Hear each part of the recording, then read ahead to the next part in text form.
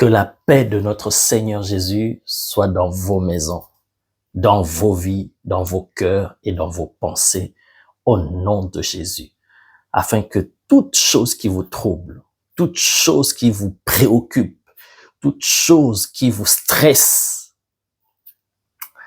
soit engloutie, avalée par la paix de Jésus-Christ. Alléluia. Il a dit, notre merveilleux Seigneur, que votre cœur ne se trouble point, que votre cœur ne s'alarme point. Croyez en Dieu et croyez en moi.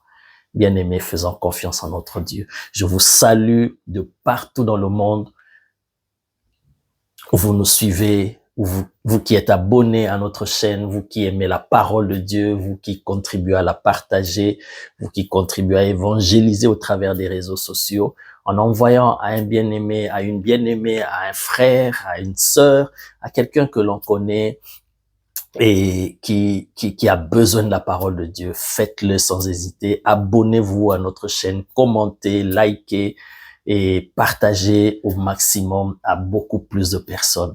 Nous recevons des retours des gens qui sont bénis par les messages que Dieu nous inspire et c'est parce que lui-même, il nous a demandé de le faire. Alors, il pourvoit, il inspire et lui-même, il sait ce qu'il est en train de faire au travers de ses programmes. Très bientôt, il y a une bonne nouvelle qui arrive.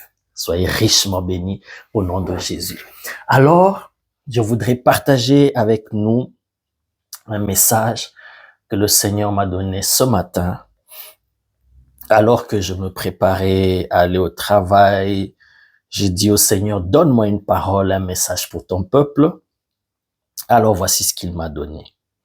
Nous allons parler dans quelques minutes de ce qu'on appelle ou ce que j'appelle la puissance de l'unité. La puissance de l'unité. Je vais en parler en deux volets. Vous allez comprendre. Mais lisons d'abord un texte que nous connaissons. Ouvrons nos Bibles dans le livre de Genèse, le livre des commencements, au chapitre 11.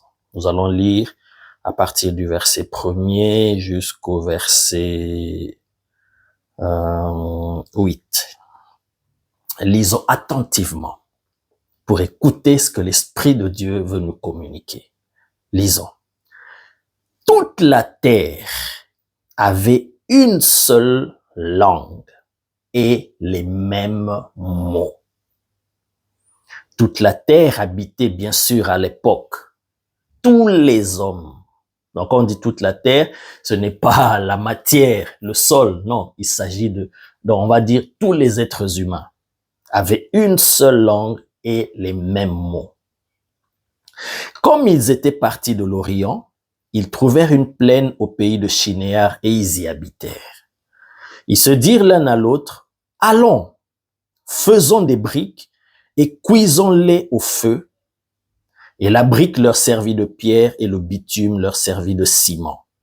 Ils dirent encore, allons, bâtissons-nous une ville et une tour dont le sommet touche au ciel.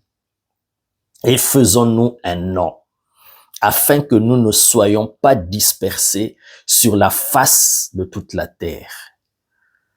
Verset 5, l'Éternel descendit pour voir la ville et la tour que bâtissaient les fils des hommes. Et l'Éternel dit, voici, ils forment un seul peuple. Là, c'est l'Éternel qui parle. Écoutez bien ce que Dieu va dire ici. Voici, ils forment un seul peuple et ont tous une même langue. Et c'est là ce qu'ils ont entrepris. Maintenant, rien ne les empêcherait de faire tout ce qu'ils auraient projeté. Oh my God. Jesus. Allons, descendons et là confondons leur langage, afin qu'ils n'entendent plus la langue les uns des autres. Et l'Éternel les dispersa loin de là, sur la face de toute la terre, et ils cessèrent de bâtir la ville. Alléluia. La puissance de l'unité. Ici, bien aimé, c'est au commencement, les hommes ont commencé à se multiplier sur la terre et ils décident, eux tous les hommes habitant la surface de la terre à cette époque-là, ils étaient tous au même endroit. Alors, ils ont eu le projet de bâtir une ville et de bâtir une tour dont le sommet va toucher au ciel. La Bible dit déjà au verset 1, toute la terre avait une seule langue et les mêmes mots. Ça veut dire, ils communiquaient de la même manière, ils se comprenaient et ils étaient tous ensemble, ils formaient un seul peuple. Tous ces êtres humains-là. Et ils ont eu ce projet de bâtir la ville et une tour qui va toucher le sommet du ciel. Alléluia. Oh, bien-aimé.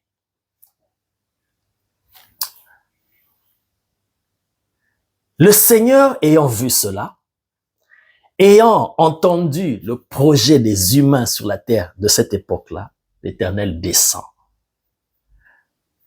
Il voit leur projet et il dit rien. Écoute ce que le Seigneur dit. Maintenant, rien ne les empêcherait de faire tout ce qu'ils auraient projeté. Oh. Alors, la seule chose à faire, descendons, confondons leur langage afin qu'ils n'entendent plus la langue les uns des autres. Bien-aimés, ce texte, ce message, ce projet des hommes a une profondeur prophétique inimaginable. Mais nous n'allons pas entrer dans cela, nous n'allons pas décortiquer cela. Un jour, quand le Seigneur le permettra, nous allons le faire. Mais pour aujourd'hui, par rapport au message de la puissance de l'unité, nous allons juste tirer quelque chose là. Dieu dit, à cause du fait que ces hommes forment un seul peuple, ils sont unis, ils parlent le même langage, ils se comprennent, ils ont le même objectif, ils poursuivent le même but et ils courent dans la même direction. Et ils sont d'accord, ils se sont accordés pour faire quelque chose. À cause de cela, ils ne peuvent pas échouer. À cause de cela, ils vont réussir leur projet. Et il n'y a rien d'autre à faire. Rien ni personne ne pourra les empêcher. C'est Dieu qui dit, bien-aimé. Il dit, rien ne les empêcherait de faire tout ce qu'ils auraient projeté. Alors, la seule personne qui peut intervenir, c'est moi. Alors, je dois descendre et la seule chose que je dois faire, c'est mettre la confusion au milieu d'eux, qu'ils ne se comprennent plus afin qu'ils ne soient plus dans l'unité. Aussi longtemps qu'ils sont dans l'unité, aussi longtemps qu'ils décident d'un commun accord de réaliser ce projet, alors ils vont pas échouer, ils vont réussir la puissance de l'unité. Bien-aimés, croyez-vous vraiment, pensez-vous vraiment que Dieu avait peur que les hommes construisent une tour dont le sommet va toucher le ciel? Pensez-vous vraiment que Dieu avait peur de ça? Non, entre nous, bien-aimés.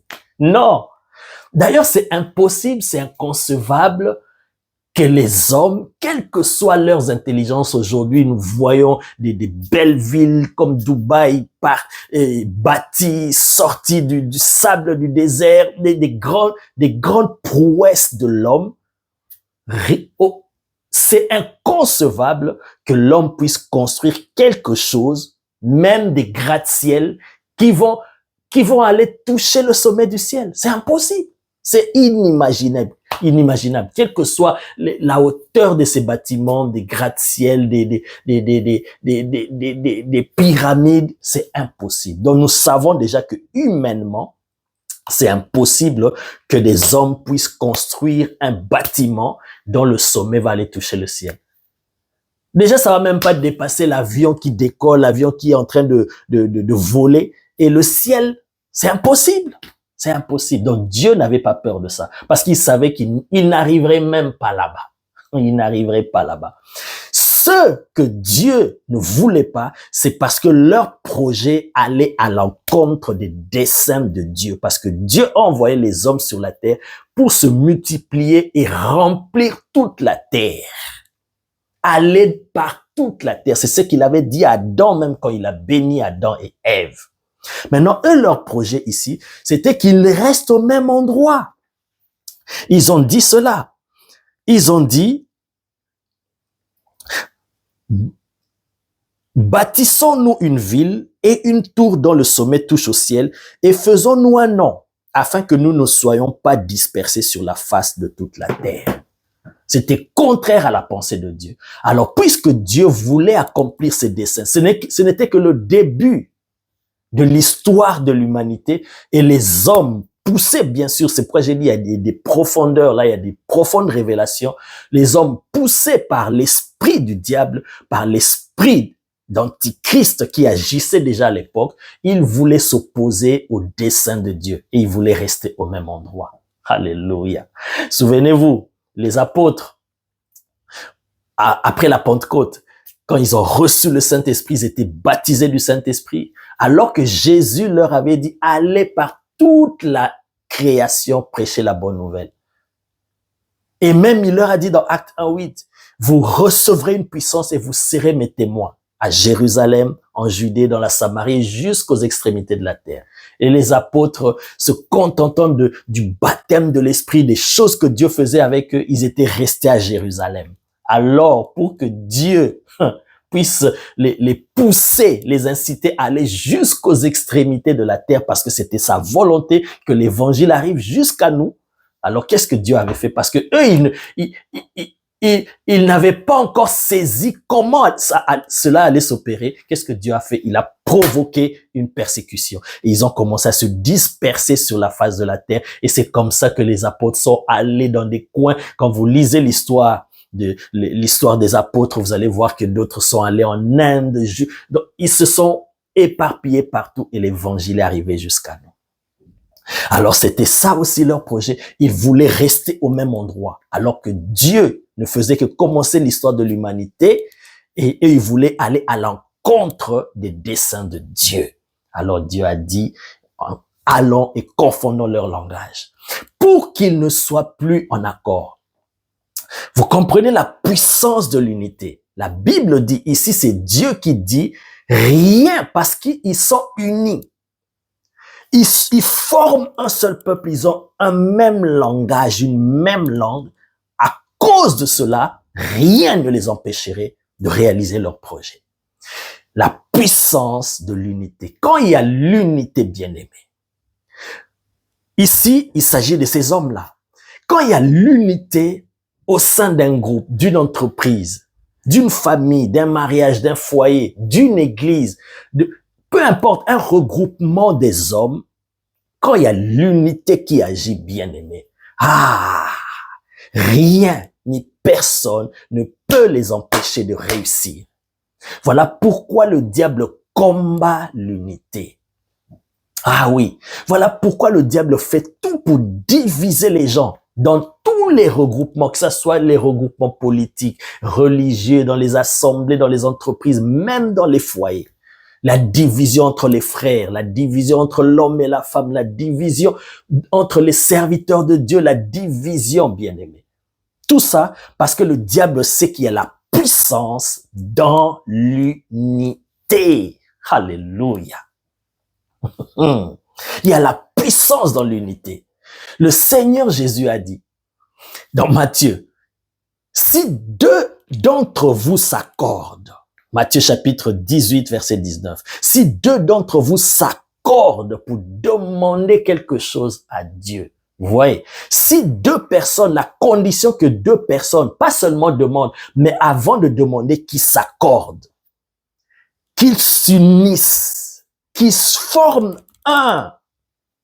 Une même personne ayant le même langage, le même but, le même objectif. Si deux personnes s'accordent sur la terre pour demander quelque chose à Dieu, quelle que soit la chose qu'ils demandent, la chose leur sera accordée. Oui. Pourquoi? Parce qu'il y a la puissance dans l'unité.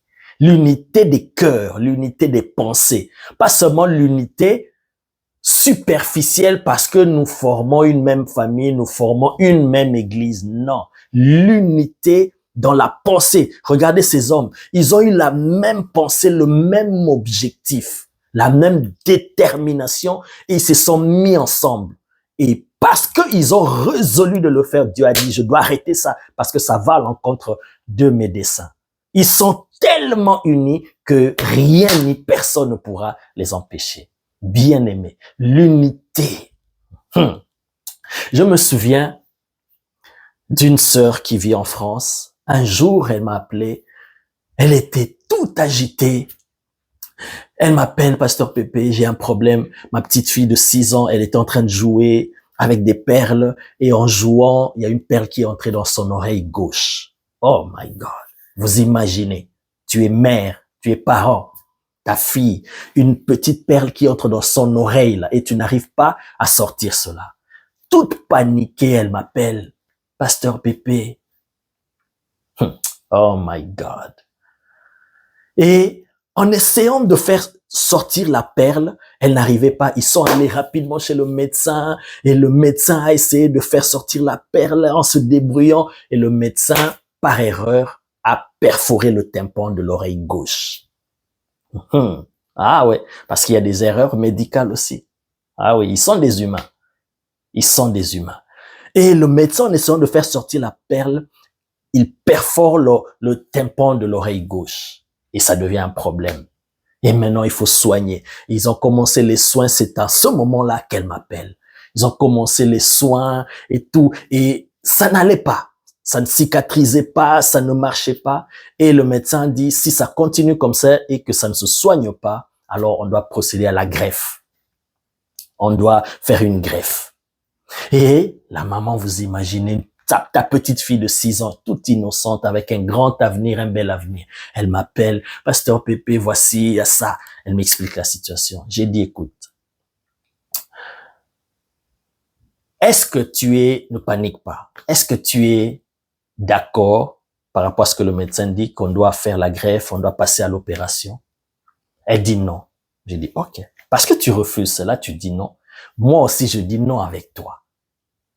Et je lui donne cette parole de Matthieu 18, 19. La Bible dit, si 2 personnes s'accordent sur la terre, s'unissent, se mettent en accord pour demander quelque chose à Dieu, la chose leur sera accordée. J'ai dit, parce que toi tu refuses cela, moi aussi je refuse. Nous sommes 2.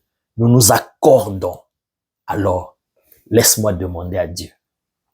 Et j'ai prié au téléphone parce qu'elle vit en France, moi je vis en Belgique. Au téléphone, j'ai prié, j'ai déclaré cette parole devant le Père. Parce que lui, l'Esprit, il nous connecte à distance. Et je prie. Je dis, voici Seigneur, à cause de cette parole, nous refusons cette greffe, nous refusons cette opération. Et après, je déclare des paroles de guérison, je le dis, c'est fini. L'Éternel nous a exaucés. Va, tu vivras le miracle. Oh, bien-aimé, vous savez quoi? Quelques jours après, elle m'appelle. Son mari est allé chez le médecin avec l'enfant, avec la petite, pour les examens, pour voir comment ça évolue. Et le médecin, étonné, il dit, mais est-ce que c'était bien l'oreille gauche qui avait un problème? Est-ce que c'était bien le tympan de l'oreille gauche qui avait un problème? Et le mari était étonné, mais pourquoi tu me demandes ça? Il dit, parce que c'est comme si il y avait même pas de problème. C'est comme si le tympan n'était même pas perforé. Tout a été restauré comme tout neuf. Oh, vous voyez, bien aimé, la puissance de Jésus s'est manifestée à cause de la puissance de l'unité. Elle était en France. Moi, je suis en Belgique ici, mais nous étions en accord. On a refusé la chose parce que le Seigneur a rajouté encore une parole. Si vous refusez quelque chose sur la terre, la chose sera refusée, sera déliée dans les cieux. Oh my God. Et nous, on a refusé cela parce qu'on était en accord. La puissance de l'unité. Bien-aimés, soyons unis. Recherchons l'unité. Prions pour que le Seigneur puisse toujours nous unir et marcher, que nous puissions marcher dans l'unité, que ça soit dans le mariage, que ça soit dans les églises. Aujourd'hui, quand nous voyons, bien-aimés, surtout dans les assemblées. Oh my God. Le diable, connaissant ce secret qui a la puissance dans l'unité, pour affaiblir une église, il vient créer des divisions, des groupes. Il vient créer des partis dans l'église. Et tout cela, bien aimé, ça affaiblit l'église. Des serviteurs se combattre entre eux, des guerres de positionnement, des guerres de leadership. Bien aimé, toutes ces choses, c'est l'œuvre du diable pour casser l'unité parce qu'il sait qu'il y a la puissance dans l'unité. Nous entendons des choses horribles. Tel serviteur empoisonne. Oh my God, ça c'est des choses que je n'arrive pas à concevoir. Comment un serviteur de Dieu peut-il empoisonner un autre? Monter des coups de stratégie pour aller faire tomber un ministère, un autre serviteur de Dieu. Sommes-nous vraiment membres du même corps de Christ? Ah! Oh my God! Des divisions dans les églises, des divisions, oh my God! Dans les familles. On peut voir deux personnes même ensemble, mais qui ne sont pas vraiment unies. Oh my God! Même dans le mariage, par exemple. Vous êtes là, l'homme et la femme, vous priez ensemble, mais parfois vous priez ensemble, mais vous n'êtes même pas unis. Les cœurs ne sont pas unis, les pensées ne sont pas unies, mais vous priez ensemble. On remplit une formalité, mais en vérité, la puissance de Dieu ne va pas se manifester parce que ça ne respecte pas les principes de Dieu. Si deux personnes s'accordent, imaginez, vous êtes ensemble, l'homme et la femme en train de prier. Par exemple, l'homme demande une promotion, il demande une percée, et vous voulez demander une percée dans les finances, dans le couple et tout, et vous êtes en train de prier. Et vous êtes en train de prier sur ce sujet-là. La femme réfléchit en se disant, hey, déjà mon mari là, tel qu'on est là, il est un peu bizarre, parfois il me trompe, parfois il est un peu bizarre, étrange, et mais si Dieu le bénit, et si Dieu ouvre les portes aujourd'hui, aïe, aïe, aïe, avec tout ce qu'on voit aujourd'hui, même avec les serviteurs de Dieu, non, non, non. Là, donc, tu vas voir que vous allez prier pour le même sujet, mais il n'y a pas d'accord, il n'y a pas d'unité, parce que la femme, elle prie avec réserve, parce qu'aujourd'hui, si Dieu bénit, exauce mon mari, moi, c'est fini, je vais souffrir. J'aurai un goumin, comme disent mes frères les Ivoiriens. Oh my God. Vous voyez. Donc, parfois, ça peut arriver que nous prions, oui, nous prions, mais est-ce que les cœurs sont vraiment unis dans nos assemblées? Voilà pourquoi nous voyons de moins en moins la puissance de Dieu se manifester. Dieu ne ment jamais. La puissance de l'unité, c'est lorsque les cœurs sont unis. Oh my God! J'aime une prière. Je vais terminer avec ce premier volet et nous allons entrer dans le deuxième volet de ce message. Rapidement, nous allons lire dans Actes des Apôtres. Actes des Apôtres.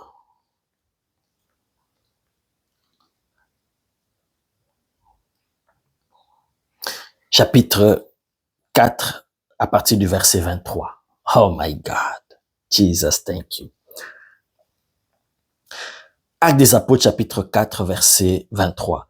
Les apôtres, ayant été arrêtés, torturés parce que ils ont fait un miracle, un paralytique s'était levé et ça provoquait la jalousie des sacrificateurs, des pharisiens. Alors, on a attrapé les apôtres, on les a torturés, après on les relâche. Écoute, Actes des Apôtres, chapitre 4, verset 23. Après avoir été relâchés, ils allèrent vers les leurs. Ah, ça j'aime. Ils allèrent vers les leurs. Bah, oya bango. Et racontèrent tout ce que les principaux sacrificateurs et les anciens leur avaient dit. Lorsqu'ils eurent, ça veut dire, Pierre et Jean, ainsi que les autres disciples qui étaient là, lorsqu'ils l'eurent entendu, ils élevèrent, eux tous ensemble. Combien ils étaient, je ne sais pas. Mais eux tous, ils élevèrent à Dieu la voix. Tous ensemble. Vous entendez? Ils sont plusieurs, mais ils élèvent la voix. Pas ils élevèrent leur voix. Ils élevèrent, ils sont nombreux, mais quand ils prient, c'est une voix qui se fait entendre au ciel. Écoute la voix, ce qu'elle dit. Alors qu'ils sont plusieurs, ils élevèrent à Dieu la voix tous ensemble et dirent, Seigneur, toi qui as fait le ciel et la terre, la mer et tout ce qui s'y trouve, c'est toi qui as dit par le Saint-Esprit, par la bouche de notre Père, ton serviteur David, pourquoi ce tumulte parmi les nations? Et ces vaines pensées parmi les peuples. Les rois de la terre se sont soulevés et les princes se sont ligués contre le Seigneur et contre son oint. En effet, contre ton saint serviteur Jésus, que tu as oint, Hérode et Ponce Pilate se sont ligués dans cette ville avec les nations et avec les peuples d'Israël pour faire tout ce que ta main et ton conseil avaient arrêté d'avance. Et maintenant, Seigneur, vois leurs menaces et donne à tes serviteurs d'annoncer ta parole avec une pleine assurance, en étendant ta main pour qu'il se fasse des guérisons, des miracles et des prodiges par le nom de ton saint serviteur Jésus. Écoute la conséquence de la puissance de l'unité. Aïe, aïe, aïe, aïe. Verset 31. Quand ils eurent prié, le lieu où ils étaient assemblés trembla. Ils furent tous remplis du Saint-Esprit. Ils annonçaient la parole de Dieu avec assurance. Oh my God. Voici, Pierre et Jean vont vers les leurs, vers les autres disciples, ceux avec qui partageaient la même foi, la même croyance. Ça veut dire ils étaient nombreux, mais ils formaient un seul peuple. Lisons un verset ici, juste ce verset-là, le verset 32 du même chapitre. La multitude de ceux qui avaient cru n'était qu'un cœur et qu'une âme. Vous voyez? Donc, ils étaient nombreux, mais ils étaient tellement unis qu'ils formaient un même cœur, une même âme. Alléluia. La puissance de l'unité. L'unité des cœurs, pas l'unité de la bouche, des lèvres, mais l'unité des cœurs. Ils étaient une même âme. Donc, Pierre et Jean sont allés vers les autres disciples. Ils étaient nombreux. Et ils ont commencé à prier. La Bible dit, ils ont élevé la voix. J'ai insisté sur ça pour montrer qu'au lieu qu'on dise qu'ils ont élevé leur voix, non, ils ont élevé la voix et ils ont fait la prière. Pensez-vous, eux qui étaient nombreux là, oh my God, pensez-vous, et la prière, j'ai lu toute la prière ici, vous pouvez relire ça à la maison. Lorsqu'ils l'eurent, verset 24, lorsqu'ils l'eurent entendu, ils élevèrent à Dieu la voix tous ensemble et dirent, Seigneur, toi qui as fait, ils ont dit cette prière. Est-ce que vous pensez que, tels qu'ils étaient là nombreux, il y avait un tableau devant eux et on a écrit cette prière qu'ils étaient tous en train de lire et de répéter en même temps? Non, non. Mais alors pourquoi on nous présente ici cette prière? C'est comme si eux tous, en même temps, ils répétaient ou ils récitaient la même prière. Ce n'était pas ça. Ceci nous montre qu'ils étaient tellement unis qu'ils formaient un même cœur, une même âme, que lorsqu'ils ont élevé leur voix pour prier, leur voix, parce qu'ils étaient tellement un, que leur voix n'était plus les voix, c'était maintenant la voix, parce qu'ils priaient tous dans la même direction. Alléluia. Et ils ont dit la même chose. Ils allaient tous dans la même direction dans leur prière, pour demander à Dieu la même chose, pour adorer Dieu de la même manière, pour imploraient Dieu qu'il étende sa main. Et la Bible dit, à cause de la puissance de leur unité dans la prière, le lieu où ils étaient trembla. Vous voyez, la puissance de l'unité. Oh, bien-aimé, si dans une église, si dans un foyer, si dans une entreprise, si dans n'importe quel regroupement des humains, il y a l'unité des cœurs, des pensées, bien-aimés, et que vous projetez de faire quelque chose, comme Dieu a dit ici, rien ne vous empêcherait de réussir. Il faut l'unité. Alléluia. Oh my God. Je vais terminer ce premier volet par cette prière puissante du Seigneur Jésus dans Jean chapitre 17, ce qu'on appelle la prière sacerdotale. Oh, pour moi, parmi les prières rapportées dans la Bible, c'est la prière la plus puissante. Je classe cela dans les types, parce que il y a un enseignement. Lorsque nous commençons bientôt les études bibliques, quand on va parler de la prière, on va parler des types de prières. Ça, c'est ce qu'on appelle la prière prophétique. Ah, on va apprendre c'est quoi une prière prophétique. Et le modèle par excellence, c'est ceci. C'est ceci, c'est cette prière. Oh my God, la prière de Jean 17. Nous n'allons pas tout lire, mais nous allons lire quelques versets. Jean chapitre 17. Hallelujah. Oh Jesus, thank you. Jean chapitre 17, le Seigneur est en train de prier, de parler à Dieu. Et les disciples étaient là. Nous allons lire le verset. Oh my God, thank you Jesus. À partir du verset 20, écoute ce que Jésus dit. Ce n'est pas pour eux seulement que je prie, mais encore pour ceux qui croiront en moi par leur parole, afin que tous soient un. Comme toi, Père, tu es en moi et comme je suis en toi, afin que eux aussi soient un en nous pour que le monde croie que tu m'as envoyé.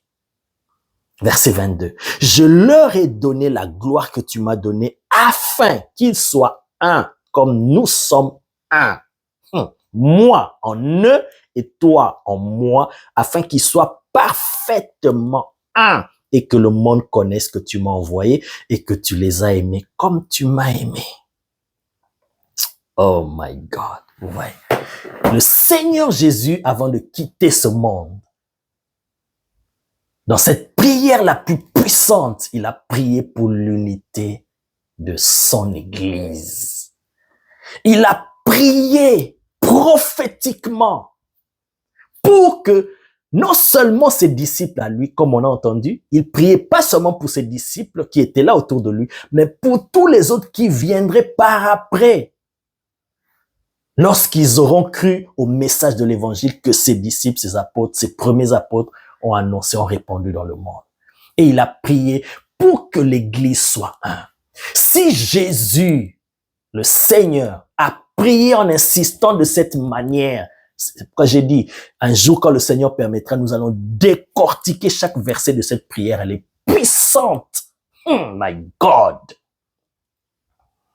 Si le Seigneur a insisté sur ça, parce que c'est la clé. Oh, bien-aimé, c'est la clé, l'unité. Former un même cœur, une même âme. Pour réussir n'importe quel projet, bien-aimé, que ça soit même dans les pas. Pourquoi il y a des trahisons aujourd'hui dans les partis politiques, dans les églises, les divisions, les combats, les rivalités, les empoisonnements, les coups bas, les coups montés, les pièges. Oh my God, les complots. Tout ça, c'est l'œuvre de l'ennemi. Ça ne peut pas se passer dans les églises et même au sein des regroupements où il y a les hommes. Oh my God. Le Seigneur a dit, un royaume divisé en lui-même ne peut pas subsister. Il ne peut pas réussir. Comment il va réussir les projets? Comment? Lorsqu'il y a la division. Oh, que le Seigneur, que cette prière retentisse encore dans nos cœurs, dans nos âmes, puisse et retentir comme un éclair afin de nous réveiller, de nous sortir de tout piège de l'ennemi qui nous pousse à nous diviser et que l'Église soit un, que les serviteurs de Dieu soient un, que les familles soient un. Oh my God. Jésus, merci. Merci. Je termine avec le deuxième volet de ce message. Parce que là, j'ai parlé de la puissance de l'unité au sein des regroupements. À partir de 2 personnes, 3 personnes et plusieurs personnes. Parce que Jésus a dit si 2 personnes s'accordent, à partir déjà de 2, tout regroupement, tout milieu qui rassemble 2, 3, plusieurs personnes, j'ai parlé dans ce premier volet de la puissance de l'unité dans ce contexte-là. Et dans le deuxième volet, pour terminer maintenant, bien-aimé, je voudrais parler de la puissance de l'unité en toi-même. En moi-même. Parce que déjà, tel que nous sommes constitués, nous sommes une entité plusieurs. Une entité composée donc de 3 dimensions. L'esprit, l'âme et le corps. Si nous voulons, si tu veux, si je veux réussir ma vie, réussir mes projets, et que rien ne puisse me résister en face, bien-aimé, je dois être uni en moi-même. Je dois être uni en moi-même, que mon esprit ne combatte pas mon âme, que mon corps ne combatte pas mon esprit ni mon âme, que aucune partie de moi-même ne se combatte. Ah oui, oui, parce que c'est des choses qui se passent, bien-aimé. Ton esprit peut vouloir aller vers Dieu. Ton esprit peut chercher Dieu. Ton esprit peut vouloir poursuivre les desseins de Dieu.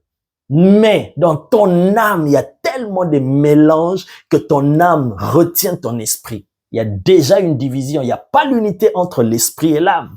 Et le corps aussi va s'en mêler pour t'entraîner. Alors que tu veux aller dans telle direction, ton corps te pousse dans l'autre direction. Alors, si déjà il y a une division en toi-même, tu ne pourras pas réussir. La puissance de l'unité. Il faut qu'il y ait l'unité qui règne en toi-même. Que ton esprit, ton âme et ton corps soient unis. Alléluia. Oh my God. C'est ça que moi j'appelle l'intégrité. La totalité. Que ton esprit, ton âme et ton corps travaillent ensemble. Quand tu pries, quand tu veux réaliser un projet, quand tu poursuis un but, que ton esprit soit impliqué, de la même manière ton âme est impliquée, ça veut dire tu as un rêve, tu as une vision que tu veux accomplir, que ton âme s'implique, ta volonté, ton intelligence. My God. Tes émotions s'en mêlent et ton corps aussi, ton énergie, ta force. Tout doit s'impliquer, bien aimé. Quand tu agis de cette manière pour fixer un objectif, bien aimé, tu vas réussir. Rien ne t'empêcherait de réussir. Oh, vous voyez, nous comprenons maintenant. Donc, l'unité doit agir au sein d'un regroupement et l'unité doit aussi agir en toi-même. Parce que très souvent, tu vas dire, Pasteur Pépé, tu as raison. Très souvent, nous sommes divisés en nous-mêmes. Ton esprit veut quelque chose, mais ta chair t'amène dans autre chose. Mais n'est-ce pas que l'apôtre Paul illustre cela dans Galates? Quand il dit marchez selon l'esprit et vous n'accomplirez pas les désirs de la chair. Ça veut dire déjà il y a une lutte, il y a une division toi-même. Tu veux aller dans tel projet. Tu te dis, je vais réaliser tel projet, je vais épargner, je vais mettre de côté, je vais bosser dur, je vais multiplier les efforts pour réussir ce projet. Mais de l'autre côté, ton corps, ta chair t'amène dans des dépenses, parfois qui sont inutiles. Tu vois, tu es divisé en toi-même. Tu veux quelque chose, mais en fait, tu es en train de faire des choses qui ne te permettront pas de réaliser ce que tu veux, bien sûr. Il y a une division en toi. Alors, il faut qu'il y ait l'unité aussi en toi-même. Et ça, c'est le Saint-Esprit qui pourra le faire. Le Saint-Esprit, c'est celui qui va unir nos cœurs dans les assemblées, dans les regroupements. C'est lui qui amène la vraie unité. Et c'est lui aussi qui amènera l'unité, la fusion entre ton esprit, ton âme et ton corps, quand tu dépends de ton esprit. Voilà pourquoi il est dit, marcher selon l'esprit, selon le Saint-Esprit, pour ne pas accomplir les désirs de la chair. Pour t'éviter d'être éparpillé, pour que tu sois uni, c'est le Saint-Esprit. Oh bien-aimé, voici le message que le Seigneur voulait nous donner, la puissance de l'unité. Souvenez-vous, comme j'ai dit au début, ces hommes, ils ont dit, non, nous allons bâtir une ville et nous allons rester ici. On va pas se disperser. Et le Seigneur a dit, l'Éternel a dit non. Parce qu'ils forment même un peuple. Ils parlent le même langage. Ils n'ont pas de langage. Parce que parfois, dans nos regroupements, dans nos partis politiques, dans nos assemblées, il y a deux langages. Et parfois même, en toi-même, il y a deux langages. Oh my God! Tu dis quelque chose, mais à laquelle tu ne penses même pas. Donc, il y a déjà deux langages. Donc, en toi-même, tu veux quelque chose, mais tu fais des choses contraires à la chose que tu veux, qui doivent t'amener à la chose que tu veux. Donc, tout ça, le Seigneur veut que nous puissions comprendre que si nous voulons réussir nos vies, nos projets en tant qu'individus, en tant que regroupement, il faut qu'il y ait l'unité. Et la seule personne qui peut créer, qui peut former cette unité-là, c'est le Saint-Esprit. Père, merci, j'ai libéré ta pensée, j'ai libéré ta parole.